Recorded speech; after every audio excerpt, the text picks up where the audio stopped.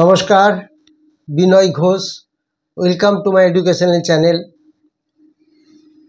আগের দিন একটি আমি ভিডিও দিয়েছিলাম, তার পরিপ্রেক্ষিতেই বলি আজকে রেল সেক্টরের স্টক নিয়ে সব আলোচনা করব এবং সেখানে রেল সেক্টরের স্টকগুলি আজকে কিভাবে মুভমেন্ট দিল, আপওয়ার্ডস মুভমেন্ট, সেটা নিয়েও আলোচনা করব। আজকে থাকবে আমাদের রেল সেক্টরের কোন শেয়ার আগামী দিনে বেশি বাড়তে পারে, সবাই বাড়বে, বেশি কে বাড়তে পারে, সেটা নিয়ে থাকবে আমাদের আলোচনার প্রসঙ্গ। এই পরিপ্রেক্ষিতে আমরা আরেকটু জেনে নেব যে ঠিক আগের দিন অর্থাৎ সোমবারে একটি ভিডিও দিয়েছিলাম, ঠিক এর আগের ভিডিও, সেখানে একটি রেল কোম্পানি বলেছিলাম 1058 কোটি টাকার অর্ডার পেয়েছে এবং সেই অর্ডারটা পাওয়ার ফলে সেই স্টকটা বেশ ভালো বাড়বে। নিশ্চয় আপনারা সেই ভিডিওটা দেখেছেন। আগের দিনের ভিডিওটা দিয়েছিলাম এবং তাতে কি ডিসকাস করেছিলাম, ইরকন সম্বন্ধে আমি বলেছিলাম এই স্টকটা এই পরিমাণ অর্ডার পেয়েছে, এই স্টকটাকে আমরা নজরে রাখবো, আগামী দিনে এই স্টকটা ভালো হবে। তো আলটিমেটলি সেই স্টকটা আজকে 14% উপরে বেড়ে গেল এবং সবথেকে বেশি বাড়লো ইরকন। রেলটেলও বেড়েছে, রেলের সব শেয়ারই বেড়েছে। তার আগের আবার একটা ভিডিও দিয়েছিলাম কন্টেনার কর্পোরেশন নিয়ে। তো কঙ্কর যেটা বলি আমরা, কন্টেনার কর্পোরেশন, সেই স্টকটাও কি পরিমাণ বেড়েছে, তার তো বোনাস আছে, ডিভিডেন্ড আছে, সেগুলো বলেছিলাম।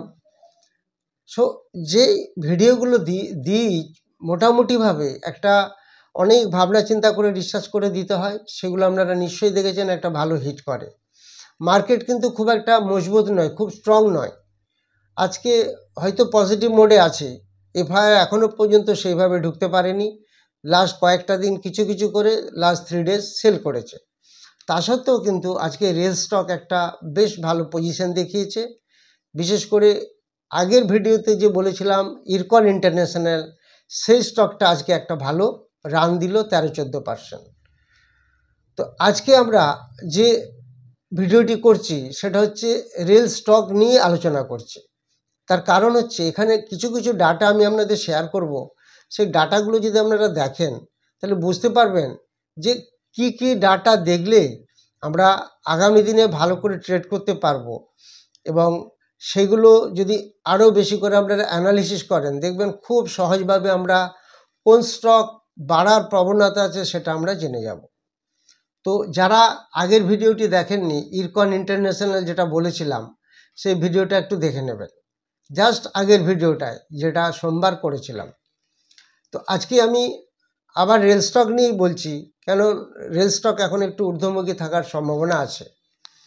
তো আমি যে রেল স্টকগুলি বলবো সেগুলির নাম আমি বলে দিচ্ছি, তার মধ্যে কোন কোনটা ভালো পারফর্ম করতে পারে এবং কোনটা কত পার্সেন্ট নিচে আছে সেগুলো আমরা আলোচনা করব, এবং কার পি সব থেকে কম সেগুলি আলোচনা করা আমাদের প্রয়োজন, সেগুলো আপনারা একটু ভালো করে দেখে নিন।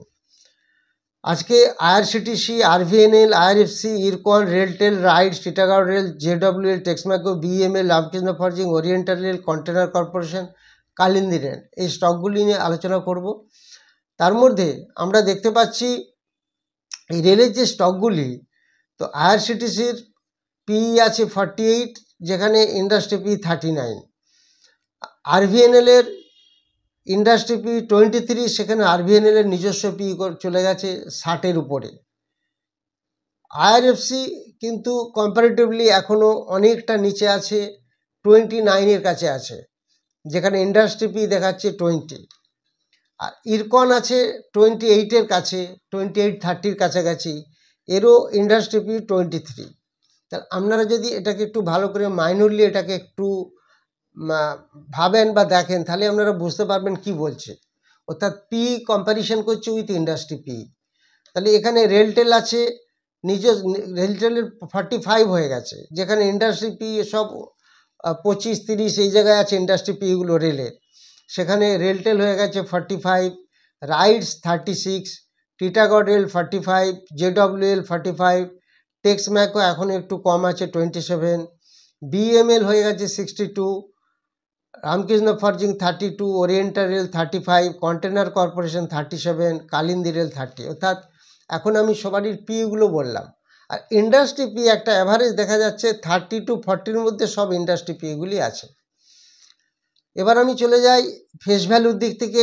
এখনও আরভিএনএল, আরএফসি এবং তার সাথে সাথে রেলটেল, রাইটস, জেডব্লিউএল এবং বিএমএল প্লাস কালিন্দী রেল, এই স্টকগুলোর ফেস ভ্যালু এখনো 10 আছে, বাকিগুলো স্প্লিট হয়ে গেছে।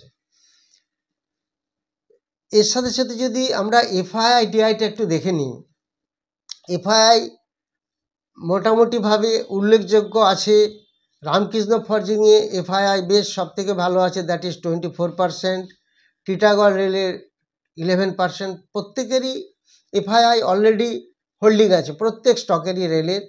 সব থেকে বেশি আছে রামকৃষ্ণ ফরজিং, তারপর আছে কন্টেনার কর্পোরেশন, তারপর আছে টিটাগড় রেল।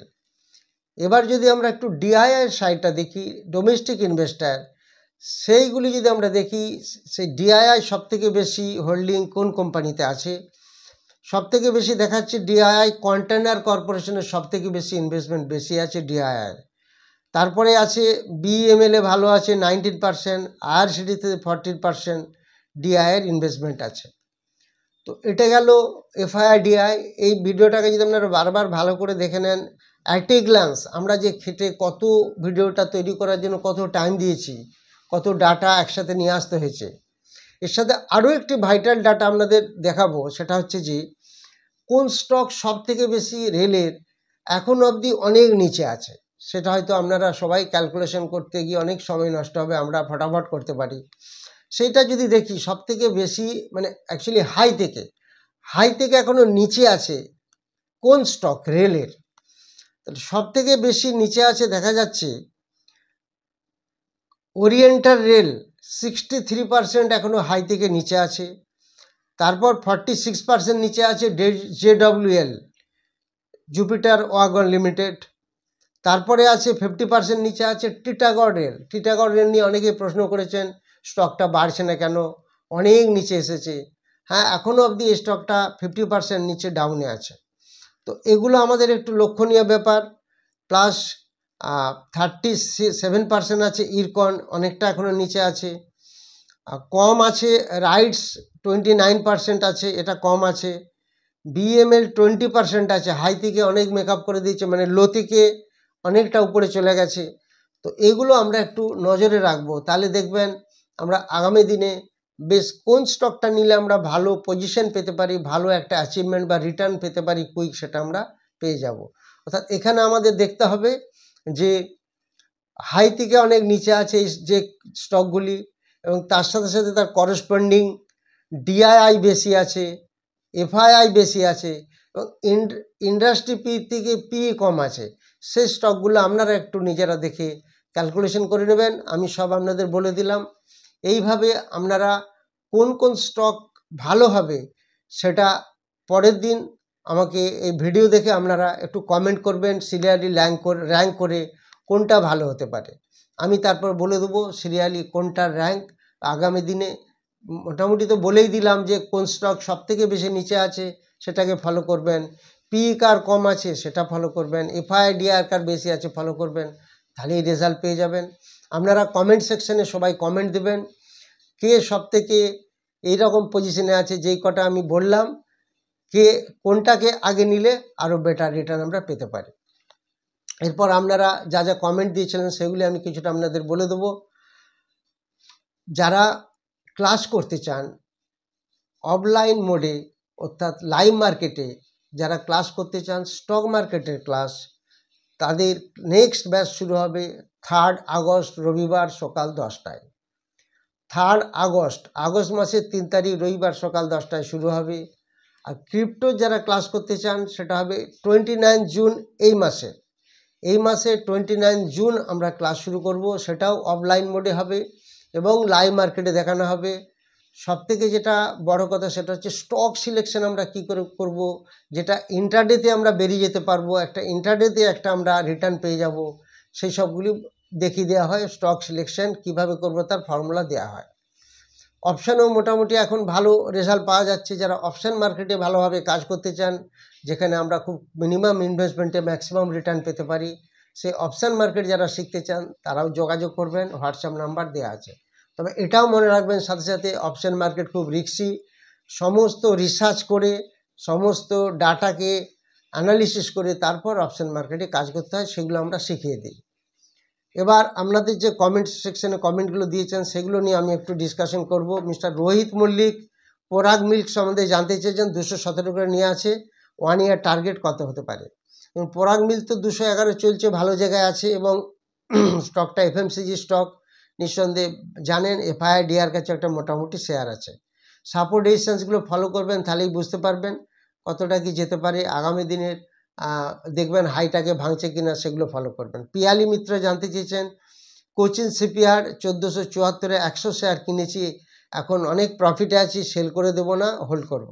দেখুন এখন তো 2100 টাকার উপরে চলছে কোচিন সিপিআর বা কাছাকাছি। তো আমার হিসাবে আপনি 50% শেয়ারকে সোল্ড করে দিন, বাকি 50% হাতে রাখুন। তো 50%-এর প্রফিট বুক থাকলে সেটা আপনার হাতে থাকলো। সবথেকে ভালো 50% যে শেয়ারটা পড়ে থাকবে সেটা আপনার প্রফিটের শেয়ার, কেননা ম্যাক্সিমাম আপনার প্রফিট থাকছে। সেইভাবে যদি করতে পারেন পোর্টফোলিও আরও ভালো হবে। বাপাদিত্য ঘোষ জানতে চেয়েছেন, ইরকন 3500 শেয়ার আছে, 243 অ্যাভারেজ। হ্যাঁ, আজকে তো 220-21 চলে গেছে। ইরকন নিয়ে তো আর খুব একটা সংশয় নেই। আগের দিন ইরকনের ভিডিও দিয়েছিলাম, নিশ্চয়ই দেখেছেন, নাহলে দেখে নেবেন। আজকে ইরকন তো 13-14% বেড়ে গেছে। তো সেই হিসাবে 220 আপনার কাছাকাছি এসেই গেল, প্রায় 243। খুব ইমিডিয়েটলি 243 পেতে পারেন। বিনয় দে জানতে চেয়েছেন, I have some holdings in Cohance life in at an average price of ₹1200 দিয়ে, হোয়াট টু ডু। এখন দাম চলছে 1014, একটু ওয়েট করুন। কোম্পানিটার প্রফিট কমেছে, ডিআই 11% আছে, এফআইআর কাছেও 7% শেয়ার আছে। একটু হোল্ড করুন, খুব একটা পেছনে নেই, পারলে কিছুটা অ্যাভারেজ করে নিতে পারেন। সোমেন্দ্র কুমার পান্ডা জানতে চেয়েছেন, প্রোটিন গভর্নমেন্ট 1718 শেয়ার কেনা আছে, এখন 956 চলছে, তো অনেকটা পড়ে গেছে। সেই হিসাবে আপনাকে এই জায়গায় অ্যাভারেজ করা ছাড়া কোনো উপায় নেই। তার কারণ 955-56 টাকা দাম চলছে, কোম্পানির প্রফিটও একটু কমেছে, আর প্রমোটারের কাছে কোনো শেয়ার নেই। এফআইআর কাছে এবং ডিআইয়ের কাছে বেশ একটা ভালো শেয়ার আছে, 27-28% শেয়ার আছে। এফআইআর কাছেও 11%-এর মতো আছে। অমলেন্দু পাল জানতে চেয়েছেন, ACC I have 10 stocks, have 15% down, what to do. Wait করলে এসে যাবে, কোনো প্রবলেম হবে না। একজন জানতে চেয়েছেন, ডিম্যাট বোনাস দিচ্ছে কিনা। মিস্টার চণ্ডীদাস ভট্টাচার্য, আমি এখনও দেখে উঠতে পারিনি, অ্যাকচুয়ালি কাজের চাপ ছিল, দেখে পরে জানিয়ে দেবো, আবার কমেন্ট দিয়ে রাখবেন। বিশ্বজিৎ গিরি জানতে চেয়েছেন, আইটিআই সুজলন আইএফসিআই এর সাপোর্ট রেজিস্ট্যান্স কত। তো আইএফসিআই সাপোর্ট তো আপনার যেখানে চলছে তার থেকে মোটামুটি একটা সাপোর্ট আপনি 60 আইএফসিআই সাপোর্ট এখন মোটামুটিভাবে, আজকে তো চেঞ্জ হয়েছে, যেখানে চলছে ওখান থেকে 2.5 টাকার নিচে একটা সাপোর্ট রাখতে পারেন। সুমন দাস জানতে চাইছেন, বাজাজ হাউসিং ফিন্যান্স 500 শেয়ার 164 করে কেনা আছে, এখন দাম অনেকটা কম আছে। বাজাজ হাউসিং ফিন্যান্স 164, হ্যাঁ সেই তুলনায় অনেকটা নিচে আছে, 122 এরকম জায়গায় আছে। আপনি একটু অ্যাভারেজ করে নিন এবং এটা লং টার্মে একটা ভালো পজিশন দেবে। মির্জা মহিউদ্দিন আহমেদ জানতে চেয়েছেন, আইনক্স উইন 93 750 শেয়ার্স আছে, দাম পড়ে গেছে, কি করব। 93 750, এখন তো দাম চলছে 182। তো যাই হোক, কিছু একটা প্রবলেম হচ্ছে মনে হচ্ছে, দেখে নেবেন, বা ফার্দার আপনি আবার কমেন্ট সেকশনে কমেন্ট করে পাঠাবেন। তবে এফআইআর কাছে 15.68% শেয়ার আছে আইনক্স উইন্ডে, ডিআইআর কাছে 9.44% শেয়ার আছে। সন্দীপ নস্কর জানতে চেয়েছেন, প্রিমিয়ার এনার্জি আইপিওতে পেয়েছিলাম, এখনও 1388 গিয়েছিল, সেল করিনি, এখন 1077 চলছে, আমি কি হোল্ড করতে পারি? হোল্ড করুন, অসুবিধা নেই। এফআইআর কাছেও কিছুটা স্টেক আছে, ডিআর কাছে 8.66% আছে। তো আপনারা জানেন, সকালে একটা অলরেডি নিউজ দিয়েছিলাম বা একটা শর্টস দিয়ে দিই ইউটিউব এবং ফেসবুকে। টাটা মোটরসে একটা 6 টাকা ডিভিডেন্ড আছে, ওটা একটু খেয়াল রাখবেন। আর আজকে ক্রিপ্টো বেশ একটা ভালো রান দিয়েছে। টিআরবি 24% বেড়েছে, আইএনআইটিটা 12% পড়েছে। ক্রিপ্টো এখন একটা ভালো রেজাল্ট দিচ্ছে, সেটা আপনাদের বলেছি। এখানে যদি ভালো করে টেকনিক্যালটা ফলো করে একটু ভালো করে কাজ করা যায়, ক্রিপ্টো তো একটা ভালো আমরা অ্যাচিভমেন্ট পাচ্ছি, একটা রিটার্ন পাচ্ছি।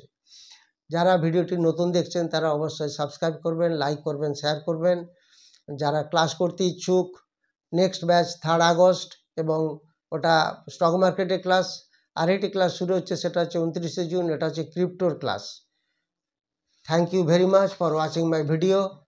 কমেন্ট সেকশনে কমেন্ট দেবেন, আমি যথাসাধ্য আনসার দেওয়ার চেষ্টা করব।